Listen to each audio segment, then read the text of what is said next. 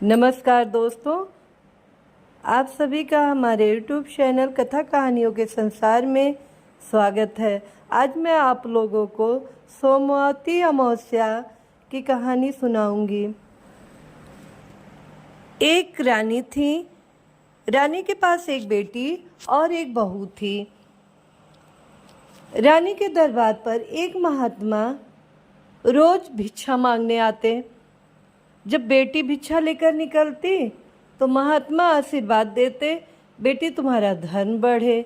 और जब बहू भिक्षा लेकर निकलती तो कहते तुम्हारा सुहाग बढ़े। अब रानी को आश्चर्य होता कि हमारी ही बेटी और हमारी ही बहू, अब महात्मा आशीर्वाद देने में अंतर क्यों लगाते हैं, अलग अलग आशीर्वाद क्यों देते हैं। एक दिन रानी महात्मा से पूछ बैठी कि महात्मा, आप आशीर्वाद मेरी बेटी को अलग देते हैं और बहू को अलग देते हैं, इसमें क्या रहस्य है। महात्मा बताया कि आपकी बेटी को सुहाग नहीं लिखा है, इसलिए जब सुहाग नहीं लिखा है तो मैं यही कहता हूँ कि उसका धर्म बढ़े और आपकी बहू को सुहागवती होने का आशीर्वाद देता हूँ। तो रानी पूछी, महात्मा जी, मेरी बेटी का विवाह कैसे होगा, उसको अखंड सुहाग कैसे प्राप्त होगा।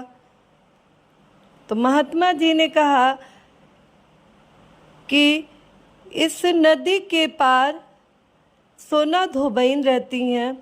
अगर सोना धोबन आपकी बेटी को सुहाग दे दे तो वो अखंड सौभाग्यवती हो जाएगी। रानी ने ठान लिया कि अब मुझे सोना धोबन को प्रसन्न करके और अपनी बेटी के लिए अखंड सुहाग मांगना है। अब नदी पार करके माँ बेटी सोना धोबन के घर रात में जाती और सारा रात उनका काम करके और सुबह वापस अपने राज्य में आ जाती। अब सोना धोबन के पास 7 बहुएं थीं। सुबह उठते ही सोना धोबन उठती तो देखती कि हमारे घर का सारा काम हो जाता है। कौन कर जाता है। सोना धोबन के पास भैंस थी, गाय थी। अब गाय का सारा गोबर हटाना, गाय का चारा पानी देना, घर का बर्तन झाड़ू करना, अब ये माँ बेटी अपना करके रात में सारा काम करके सुबह निकल आती। अब सोना धोबन सोचती कि हमारी कोई बहू की होगी। अब ऐसे करीब कई दिन तक चलता रहा। जब सोना धोबन को पता चला कि मेरे बहुएं तो कुछ नहीं करती हैं, ये काम कोई और कर जाता है, कौन मेरी इतनी सेवा कर रहा है, इसमें क्या राज है। अब एक दिन सोना धोबन रात में सोई नहीं। वो जागती रही कि आखिर कौन मेरा काम कर जाता है। फिर वो रात में इंतज़ार कर रही थी। इधर रानी और उनकी बेटी आती हैं और सारा घर का काम करने लगती हैं। जब वो जाने लगती हैं तो सोना धोबन उनको पकड़ लेती हैं। कहती हैं कि आप लोग कौन हैं और हमारी सेवा इतने दिनों से किस लिए कर रही हैं। तब रानी रो पड़ती हैं और सोना धोबन का पैर पकड़ के कहती हैं कि सोना धोबन जी, हमारी बेटी को सुहाग नहीं लिखा है, अगर आप कृपा कर दें तो हमारी बेटी का विवाह हो जाएगा, उससे सुहाग मिल जाएगा। सोना धोबन इतना सेवा और भाव देखकर वो भी पिघल गई।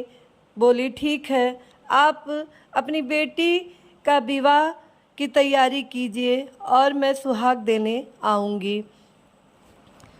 अब रानी जो अपनी बेटी की शादी की पूरी तैयारी करने लगी।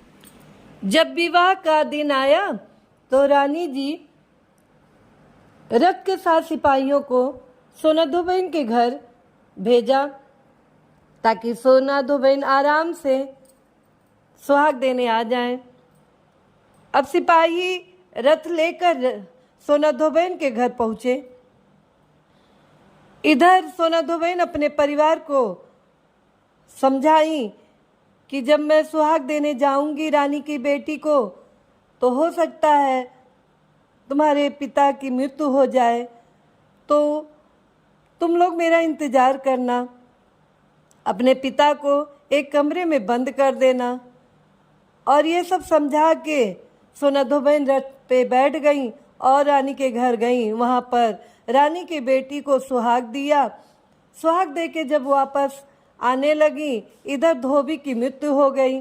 उनके बेटे बहुएं उनको एक कमरे में बंद करके और धोबिन का इंतजारी करने लगी। इधर सुहाग दे के जब वो चलने लगी सोनाधो बहन, तो रानी ने बहुत सारा उपहार उनको भेंट किया और रथ पे बैठ के वो चल दी।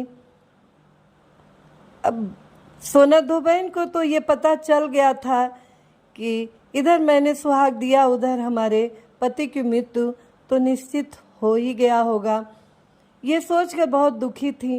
रास्ते में वो आ रही थी रथ पर बैठकर, तो देखा कि एक तालाब के पास एक पेड़ था, उसमें एक बंदरिन थी। वो एक फल तोड़ लेती और पीपल के पेड़ का चक्कर लगा लेती, फिर जाती दूसरे पेड़ से कोई फल तोड़ लेती, फिर जाती फेरा लगा लेती। अब सोनाधो बहन को आश्चर्य हुआ कि एक बंदरिन जात की और वो ये क्या कर रही है, पीपल का पेड़ जो है फेरा लगा रही है।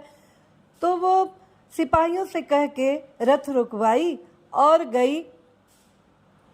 तो बंदरिन से पूछी कि आप क्या कर रही हैं।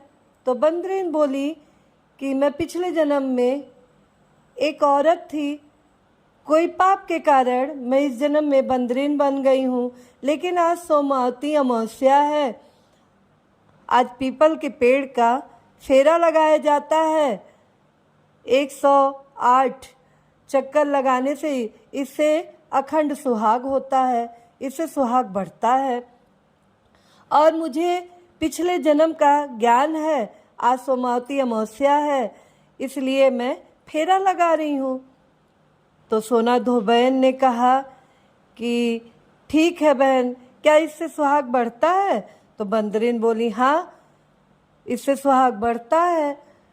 तो सोनाधो बहन गई अपने रथ के पास, जो रानी ने उपहार दिया था, 108 गिनती करके वो भी फेरा देने लगी। अब जैसे जैसे वो पीपल के वृक्ष का फेरा दे रही थी, वैसे वैसे धोबी के शरीर में प्राण आना शुरू हो गया था। जब उनका 108 फेरा पूरा हो गया, धोबी उठ बैठे।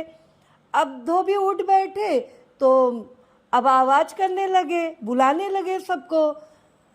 अब उनके बेटे बहू सब डर गए कि पिताजी तो भूत बन गए, अभी माँ भी नहीं आई।